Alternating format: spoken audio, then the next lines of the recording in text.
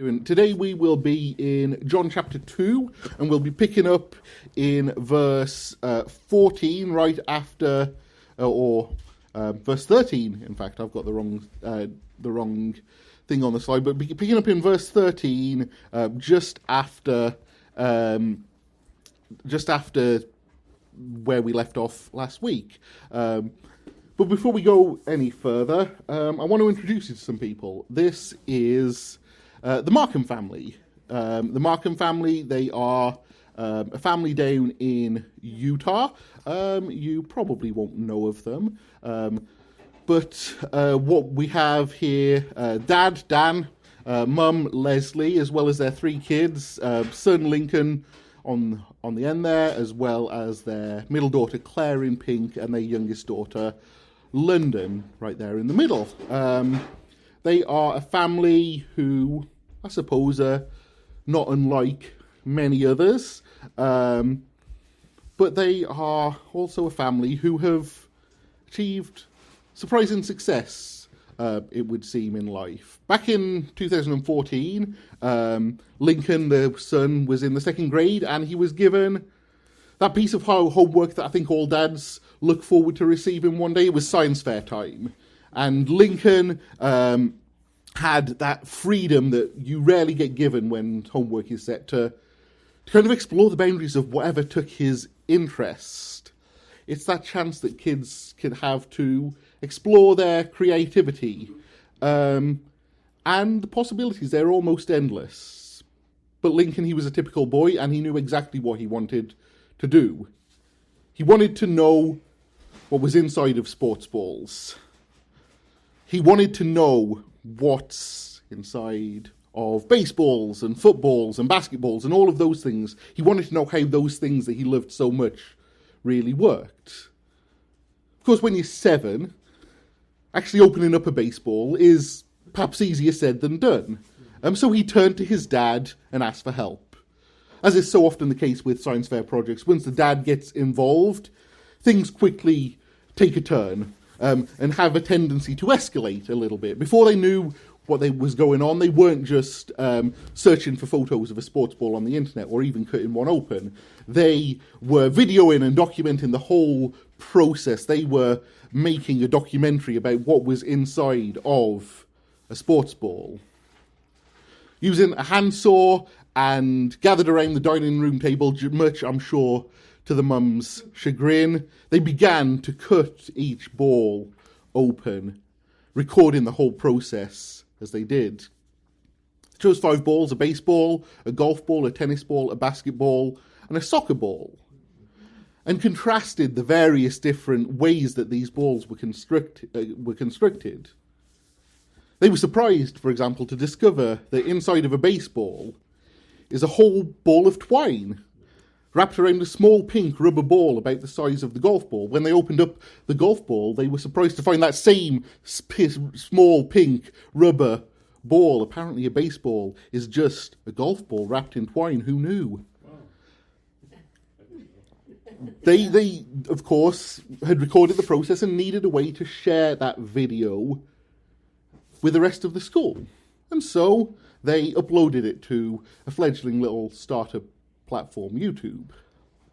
At the time, they didn't think too much about it. They assumed it would just be an easy and convenient way to let their friends and family and the other people in the class see the work that they'd been doing, to go a little bit further than you can do on merely a poster board. They uploaded these videos. That was the thumbnail of the first one that they uploaded, and left it there. This was January 2014.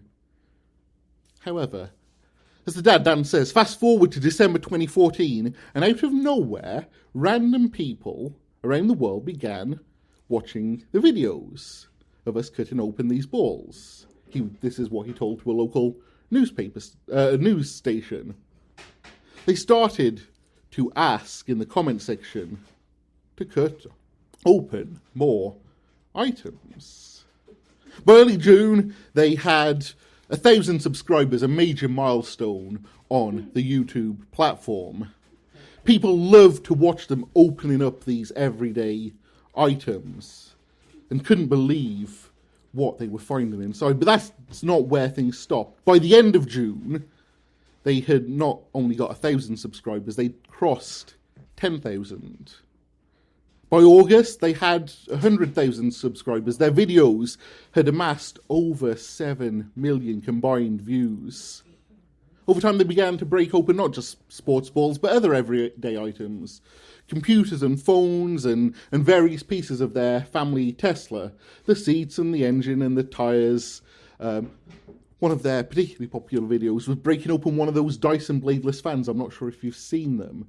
To figure out just how this thing worked. They cut open video game cartridges and hundreds of other things beside. The format evolved over time, the production qualities improved, but the core of what made the channel popular stayed the same. It was about discovering what's inside. In fact, that's the name of the channel. Something about the format, it just resonated with people. Something about taking these everyday items, things that we touch and hold and use every day, and opening them up to find out how they really work, what's going on under the surface. It scratched that universal itch that people seem to have. Today they have over 7 million subscribers. Their videos have been watched more than 1.5 billion with a B times. Of course, that also includes things like brand integrations and sponsorship and all kinds of other things these days. But at its core, the channel remains the same. A dad and his son busting things open to discover what's inside. Being willing to make a mess along the way just to get to the truth of something. Why do I tell you all of this? Well, for one, it's just a fun channel. I would encourage you all go and watch it. They're a fun couple, a fun family. It's very family friendly. And at least for me, it scratches that itch. But there's more than that. I think it speaks to something far more universal than that. The world, our situation, so often things seem out of control and hard to understand. As humans, we desire to seek meaning, to understand, to know what makes things tick, and discover what's actually going on.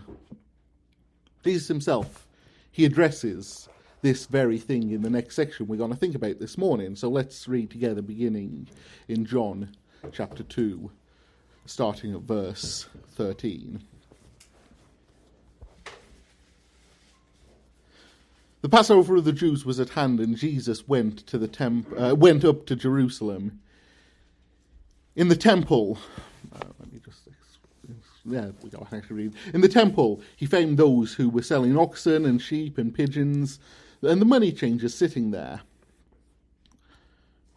And making a whip out of cords, he drove them all out of the temple with the sheep and the oxen, and he poured out the coins of the money changers and overturned their tables.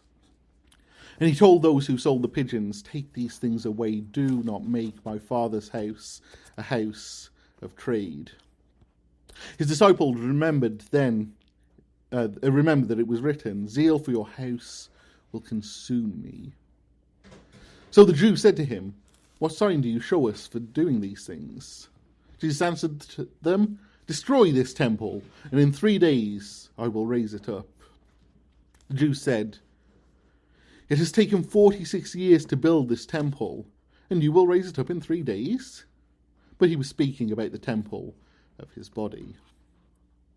When therefore he was raised from the dead, his disciples remembered that he had said this, and they believed the scripture and the word of Jesus, and the words that Jesus had spoken. Now when he was in Jerusalem at the Passover feast, many believed in his name when they saw the signs that he was doing. But Jesus, on his part, did not entrust himself to them, because he knew all people, and needed no one to bear witness about man, for he himself knew what was in man. We are continuing to work through this Gospel of John. Last week we left Jesus having just turned water into wine at the wedding in Cana. Since then, there's a little transition passage that we skipped over, verse 12, that says, after this he went down to Capernaum with his mother and brothers and his disciples, and stayed there for a few days. So Jesus, he's been in Capernaum. This kind of becomes his home base for the early parts of his ministry, but not long after he arrives in Capernaum. The time of Passover is coming, and it's actually time for him to travel up to Jerusalem. It wasn't obligatory for Jews to visit the temple in Jerusalem at Passover, but it was normal, and would certainly be expected that those who could would. This is the first of 3 times John describes Jesus going to Jerusalem to celebrate the Passover. This seemed to be something that Jesus would always make the effort to do, no matter where he was or what other ministry he was doing. In addition to the celebrations and the meals and the feasts and the sacrifices that would be offered, it was also a time of worship. It was a time where the people would gather in Jerusalem to worship God, to remember him taking them out of Egypt at the time of the Exodus. It's a time where they remember and to celebrate and worship God for all that he's done. And so when Jesus goes to the temple and discovers the money changers and those selling animals for sacrifice, he sees that the temple has been defiled. And that breaks his heart. It's interesting, right? Because last week, if you were here with us, when we thought about the wedding at Cana, we thought about how Jesus went out of his way not to publicly reveal himself. We thought about how he actually kind of denies his mother's request to publicly reveal himself, because he said, it's not yet my time. It's not yet time for me to be revealed for who I am. So it's strange that here, just a few days or weeks later, here he is standing in the temple doing this incredibly public thing. At the wedding in Cana, Jesus does the miracle, but remains hidden. But here, he chooses not to remain hidden. He takes a very public stand. It's interesting, right? What gives here? Why is his response so different, and what can we learn from this? Let's dive in together. I think the first thing that we need to draw out of this passage, the first key to remember here, is simply this. When Jesus arrives at the temple, he sees something incredibly holy that is being profaned. Jesus becomes incredibly aware of the fact that there is something very out of line here. Historically, at least at this time in history, the temple, it represents the dwelling place of God. The centre of the temple, it was a place known as the Holy of Holies, a place where only the high priest could enter, and even then only once a year, and only after undergoing all kinds of ritual cleansing and purification for themselves. This was a place where God's holiness was on full display, where his presence was manifest and tangible.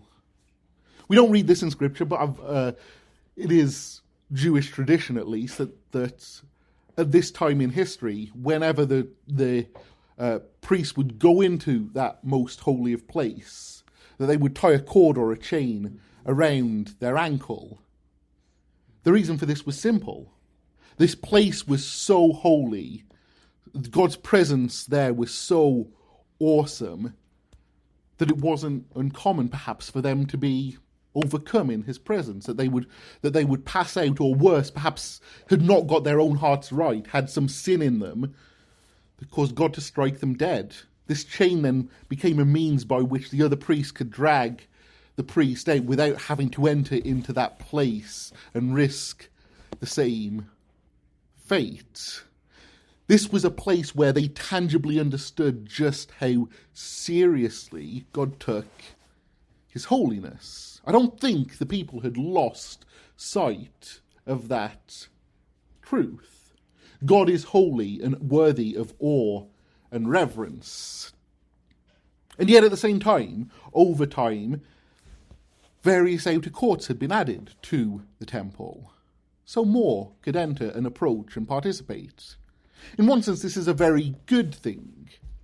The court of women, the court of Gentiles, all of these other outer courts, they allowed for more people to approach God's presence, to make their own sacrifices, to worship him, to be taught about his truth, to grow in the knowledge of the law. This is not a bad thing. And yet, it became defiled and defiling. People saw an opportunity to make money out of this, to exploit the people in their worship, to make it about something else other than true worship of God. In the Old Testament, offerings and sacrifices, they were a generous gift of those things that the people had grown and raised themselves. Grain offerings, food offerings, wine offerings, animal offerings. They were reflective of God's generosity to the people in providing for their needs. It was a way to give back something to God because of his generous provision. But by this point it had shifted somewhat. You couldn't bring your own offerings to the temple. You would have to buy them there in the courts. More than that, you couldn't buy them with the money you had and that you'd use in everyday life. You would first need to convert your denarius and your drachma and the other money that you carried around in your wallet into Tyrian shekels, the only money that was accepted in the temple. It was used both to pay the temple tax and also to pay for the animals and the grain and the wine and the oil and the other things that were sacrificed there. They kind of overcharged for that too. They did indeed. What's interesting, I think sometimes, we imagine these Tyrian shekels as being like this special sanctified set apart currency used for God. You know, this kind of currency that the Jews themselves set aside for the use of God in the temple, that they didn't want their worship to be polluted or by the money of the time even. And perhaps that might have been a valid thing, but that isn't the case. Tyrian shekels, they were Roman currency. That name, Tyrian, it comes from the city of Tyre, which is a city that has all kinds of baggage in the Old Testament. It was the location of one of the Roman mints. It had been closed around 20 years prior to this. The money had no value in society. But a local mint in Jerusalem continued to produce these coins. It's interesting because these holy, sanctified, set-apart coins that you could only use in the temple at this point, they had the image of the Phoenician god Malkuth, known in, or kind of linked in Roman mythology with the hero Heracles. They had this idolatrous image on them, and even still, that was what became the currency of God's temple. As has already been pointed out, they could also then charge a premium. These were not coins you could find anywhere else. You had to go into the temple and pay far, far above the odds at the money changer's temple. This thing that was holy and sanctified and set apart and good, it had been polluted and corrupted by all kinds of profane and idolatrous things. A love of money. The temple at the time, it was a place on earth where God's presence dwelled. And yet, everything that surrounded it was anything but clean. In the New Testament context, then, as believers, we're told that God himself is enthroned upon our hearts. We become the temple of God. In us, there is this incredibly holy thing. And yet, how often do we do the same thing? Do we surround it by all kinds of profane things that defile? Of course, there are sinful things that defile us. That is well known, I think, to any of us. We know our own hearts. We know all of the sinful things we do. So what's an example of something like I could do that would defile myself? What would be an example? There is all kinds of sinful things. There's lists all throughout the New Testament. The love of money, the lust of the flesh, the pride of life, all of those kind of things that defile.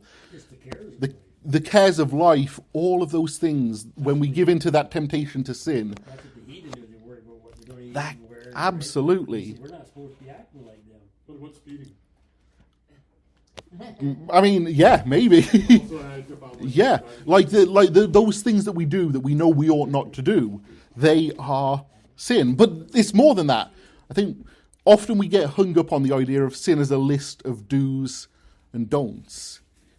I much prefer Tim Keller's definition of sin. He says that all sin at its heart is idolatry.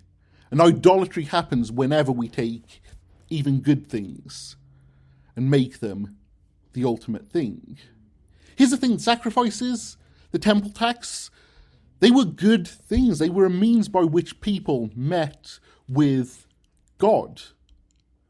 At that time, they were something that was holy and righteous, were sanctified. And yet, even in those things, they found a way to take this good thing and profane it by making it something else. Kind of the devil's job. That is absolutely it, right? Even things that are good can so easily become polluted and corrupted when they take God's proper place on the throne of our heart.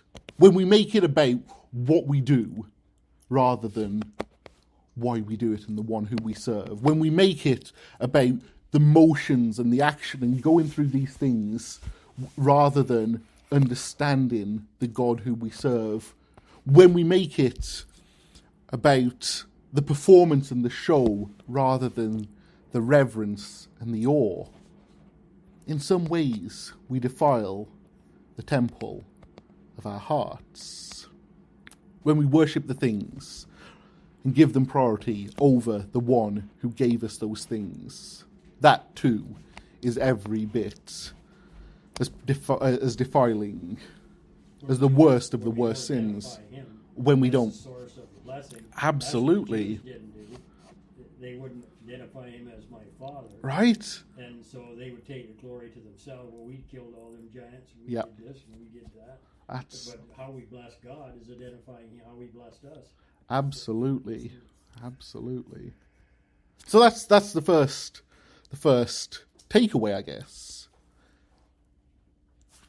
All kinds of things, good and bad, can easily defile and profane the holy place that God has set himself upon in our heart when we allow other things to take the priority there. And so when Jesus sees his temple profaned, zeal for the house consumes him. He has no choice but to act. Jesus wasn't willing to reveal himself at the wedding because he didn't need to. He could accomplish his purposes without needing to make a big show of it. But he did here because holiness demanded it.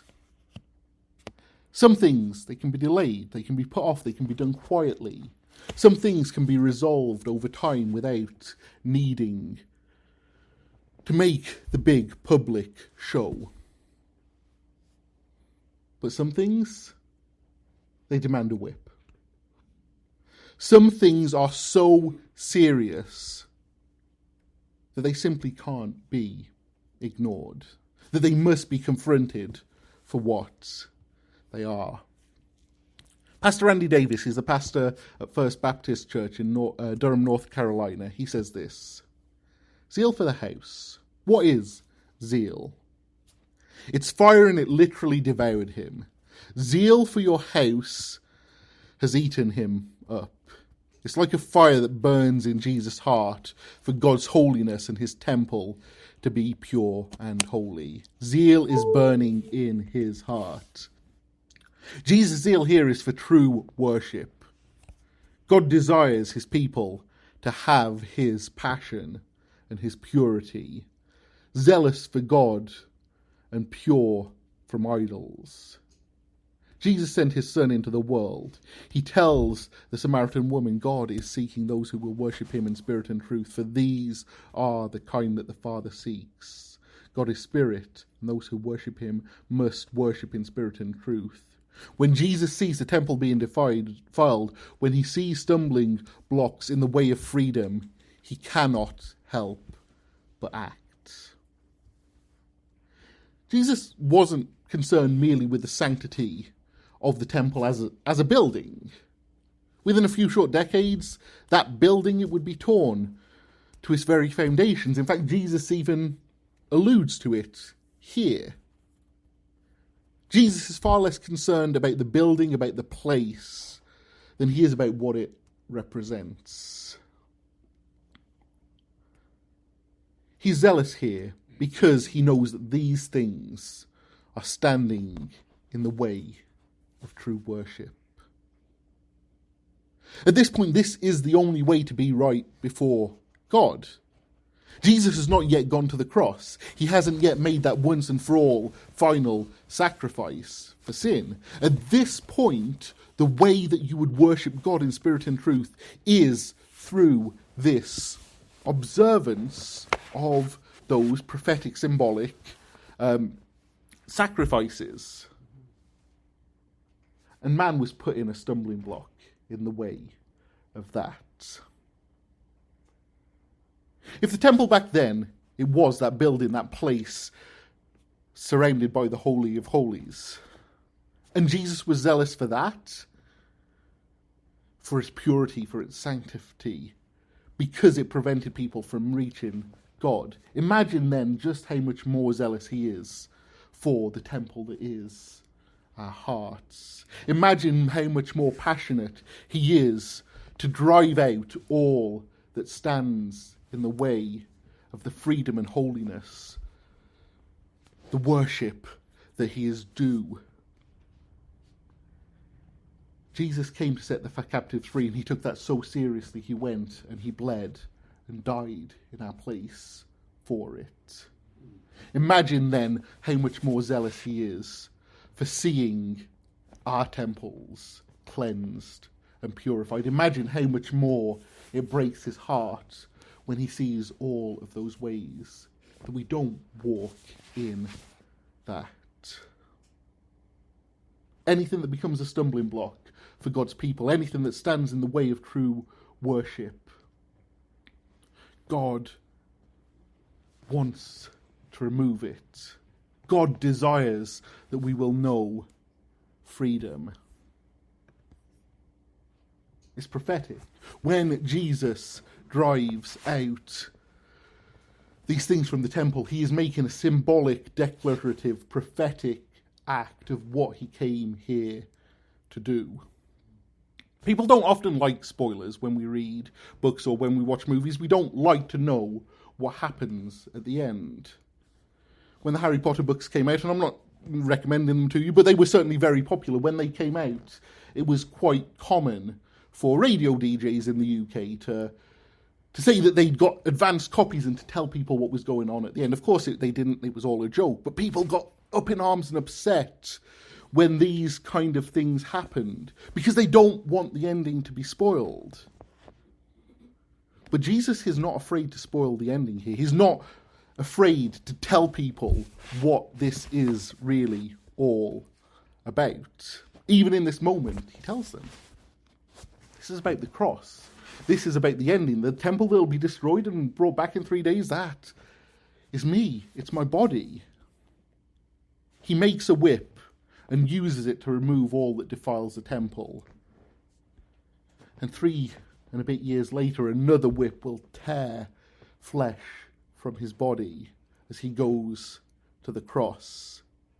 Here he symbolically drives out that which has polluted the physical temple as a symbol of what he came to do with the sin that pollutes our hearts. When Jesus goes to the cross, he does so as that once and for all final perfect sacrifice to drive out the sin that has defiled once and for all. He tells them outright, this is what he came to do. And when the disciples 3 years later see him go to the cross raised from the dead, this is the moment, we're told here, that they remember. When Jesus is resurrected, a new temple comes into being, one that exists in the hearts of everyone who will believe in him. That curtain in the temple, the physical temple, is torn in two, top to bottom. His spirit is set free to rule and to reign in the hearts of all. He offers that final better sacrifice and sits enthroned on our hearts. This is what he came to do. But then we end, perhaps as we begun, with this final thought, this strange passage that we read in verse 23 and 24. Now, when he was in Jerusalem at the Passover feast, many believed in his name when they saw the signs that he was doing. But Jesus, on his own part, did not entrust himself to them, because he knew all people and needed no one to bear witness about him, for he himself knew what was in man. We started by thinking about that universal itch that we all have to understand what's really going on below the surface, to make sense of things that seem not to make sense to us. And Jesus, he tells us that he, and perhaps he alone, truly understands what's going on here. He, above all others, knows what is in the heart of man. He alone understands our greatest needs and how things work on the deepest levels. Here's a sad reality about this incident. We read this at the beginning of Jesus' ministry, about him going into the temple, driving out the money lenders, overturning the tables, sending out those who have brought in these profane and unclean sacrifices, tipping out over the money. And we also read it in the synoptic gospels, but they don't place it here at the beginning of Jesus' ministry. They place it at the end, right before he's about to go to the cross. Some theologians try to suggest that perhaps this is one incident that's just, they've shifted the timeline around a little bit. I don't think that's the case. I actually think Jesus did this twice, once at the beginning and again at the end of his ministry. Here's the sad truth. Jesus came to make this prophetic declaration about what he came to do, and yet for so many, nothing changed. Writing upon this particular strange bit that we get at the end, Ligonier Ministries, the ministry of R.C. Sproul, they put this in one of their devotionals. The Greek word for entrust is the same word which is translated as believed in verse 23. In other words, the people believed in Jesus, but he did not believe in them. John means that the people in Jerusalem who believed did not, for the most part, have true saving faith. They saw great signs, and on account of that, they had some understanding of who Jesus was, but they did not actually receive and rest upon him for salvation. It was a primarily signs-based faith, and not a primarily gospel-based faith. John Calvin comments that their faith depended solely on miracles and had no root in the gospel, and therefore could not be steady or permanent. Miracles do indeed assist the children of God in arriving at the truth, but it does not amount to actual believing when they admire the power of God so as merely to believe that it is true, but not to subject themselves wholly to it. There is a difference between seeing the power of God and accepting that it's happened, and then placing your eternal hope and trust in the God who demonstrated the power. The question for Jesus is not about whether or not they've had an encounter with him that leaves them even in awe of who he is, whether they see miracles and are impressed. Though those things can, of course, create in the heart of man true worship. The question for him is, upon seeing those things, are they truly willing to allow him to come in and take control of the temple? Or will they quickly return to those idolatrous things that have always taken God's place in their hearts? There's a universal human desire to know what's inside. There's a universal desire to know how things work. To understand what's going on under the surface, to discover the truth of the matter, sometimes it requires busting stuff open, exposing stuff for what it really is. Here, Jesus tells us what's inside. He points out all of the things that have defiled, that have separated, that have stood in the way of true worship. And he loves his people enough to do everything it takes to drive those things out, to remove those stumbling blocks from our lives, from our hearts, from our minds. As we surrender to him, as we allow him to act in our own lives, he is ready and willing to remove each of those stumbling blocks from us. He stands ready. He is driven by zeal to make things right.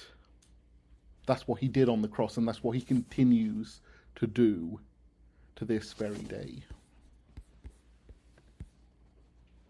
We're going to share communion.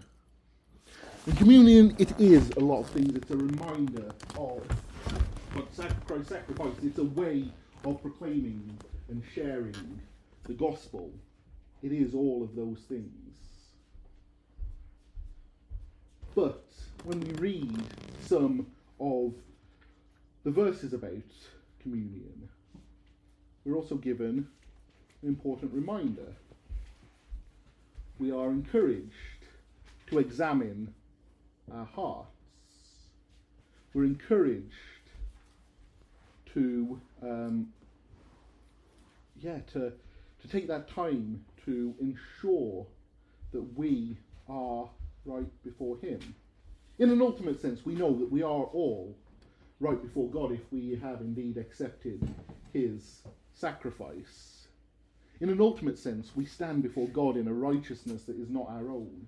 And yet in communion we remember that Jesus did not just come to stamp a ticket to heaven so that when we die we'll have our express pass directly into his presence. But that through his ministry of reconciliation, he came that we could live life, and life to the fullest, even here and now. That we can truly be free from those things that have defiled us. So, that's what we're going to do. We're just going to take a few moments now to examine our hearts, to bring before God anything that has been standing in the way of who he would have us be and what he would want to do in our hearts and in our minds and in our lives. We'll take the opportunity just to hand those things off to him and to trust that through his work on the cross, he has already dealt with them. And then together we'll share and we'll celebrate and we'll remember that he has indeed done this very thing. So just quietly in our own hearts and minds now, let's just take a few moments to lay at the foot of the cross anything that we've been struggling with, that's been standing in our way, anything that even has taken God's proper place.